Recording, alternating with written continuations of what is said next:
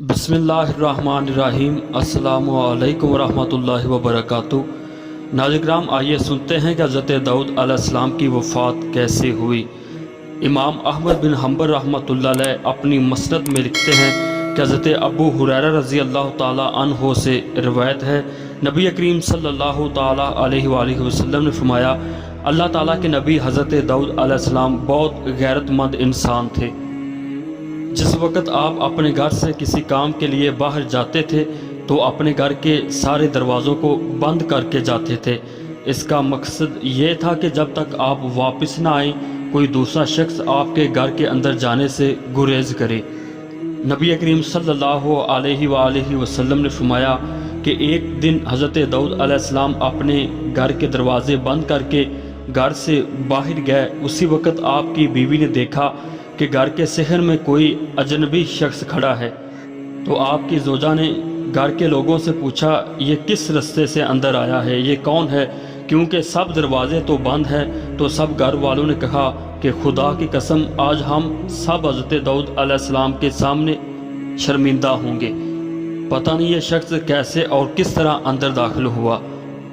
تو ناظرین، اسی وقت حضرت داؤد علیہ السلام گھر واپس آ گئے تو صحن میں موجود اس آدمی کو دیکھ کر کہنے لگے کہ اے شخص تم کون ہو؟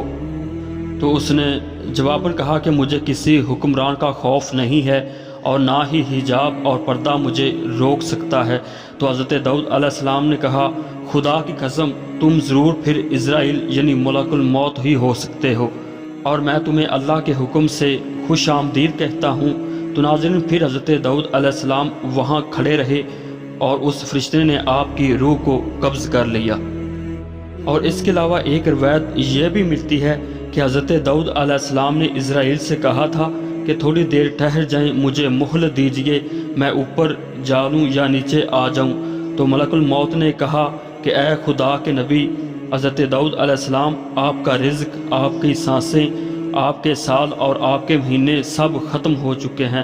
تو حضرت داؤد علیہ السلام نے سیڑھیوں پر سجدہ کیا اور وہیں پر اپنے خالق حقیقی سے جا ملے۔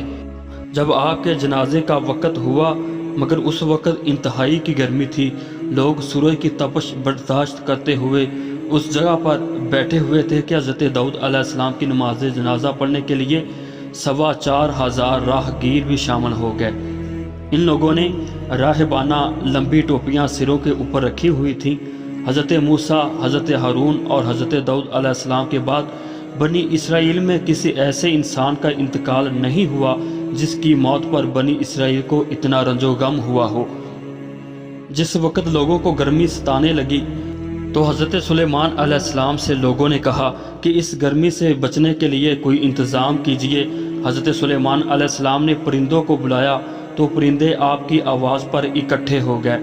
پھر آپ نے ان کو سایہ کرنے کا حکم فرمایا تو سب پرندوں نے اپنے پر ایک دوسرے کے پروں کے ساتھ ملا لیے اور چھاؤں کر دی۔ پھر ہوا چلنی بند ہو گئی تو لوگوں نے سانس رکنے کی وجہ سے چیخو پکار شروع کر دی۔ پھر حضرت سلیمان علیہ السلام نے فرمایا کہ اے پرندوں، صرف سورج کے آگے رہو اور ہوا والی جگہ کو چھوڑ دو۔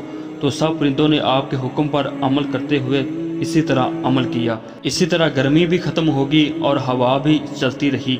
تو ناظرین، یہ پہلی مرتبہ تھا کہ لوگوں نے حضرت سلیمان علیہ السلام کی بادشاہی کو دیکھا۔ پھر حضرت داؤد علیہ السلام کی نماز جنازہ ادا کر دی گئی۔